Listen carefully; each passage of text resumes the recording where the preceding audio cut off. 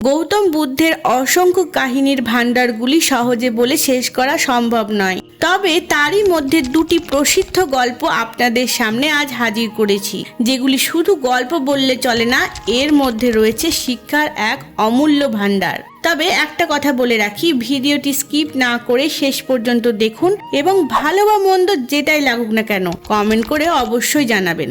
চলুন শুরু করা যাক। বুদ্ধদেব ও বানরের গল্প।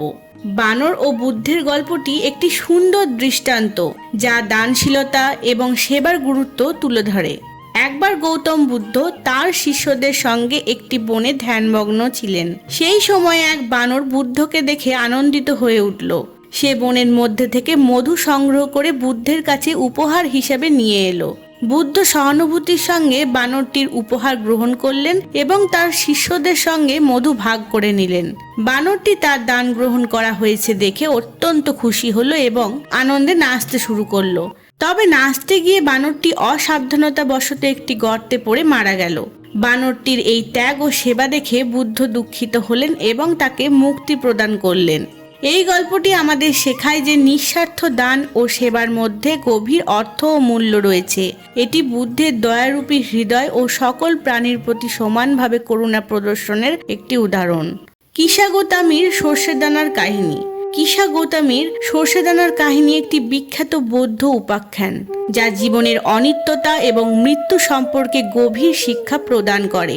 কিসা গোতামি নামে এক নারী ছিলেন, যিনি তার একমাত্র পুত্র সন্তানকে খুব ভালোবাসতেন। একদিন তার সন্তান হঠাৎ মারা যায়। শোকে বিহ্বল কিসা গোতামি তার মৃত সন্তানকে নিয়ে গ্রামের মানুষদের কাছে যান এবং তাকে বাঁচানোর জন্য সাহায্য চান। কেউই তাকে সাহায্য করতে না পেরে দুঃখ প্রকাশ করে। শেষমেশ একজন ব্যক্তি তাকে গৌতম বুদ্ধের কাছে যেতে পরামর্শ দেন। বুদ্ধের কাছে গেলে তিনি কিসা গৌতামিকে বলেন, তুমি যদি এমন একটি বাড়ি থেকে সর্ষেদানা সংগ্রহ করতে পারো যেখানে কখনো মৃত্যু হয়নি, তবে আমি তোমার সন্তানকে জীবিত করতে পারবো। কিসা গোতামি আশায় বুক বেঁধে গ্রামের প্রতিটি বাড়িতে যান এবং সর্ষেদানার জন্য অনুরোধ করেন, কিন্তু প্রতিটি বাড়ির মানুষই জানান যে তাদের পরিবারেও কেউ না কেউ মৃত্যুবরণ করেছে। ধীরে ধীরে কিসা গোতামি উপলব্ধি করেন যে মৃত্যু একটি সাধারণ ও অবিচ্ছেদ্য সত্য, যা সবাইকে স্পর্শ করে।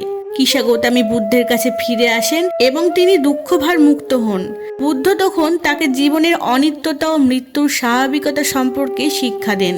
এই কাহিনী জীবনের ক্ষণস্থায়িত্ব এবং মৃত্যুর অনিবার্যতাকে মেনে নেওয়ার শিক্ষা দেয়। এটি আমাদেরকে জানায় যে প্রত্যেকেই দুঃখ কষ্টের মধ্যে দিয়ে যায় এবং এই জ্ঞানের মাধ্যমে আমরা নিজেদেরকে পরিপূর্ণ করতে পারি। ধন্যবাদ।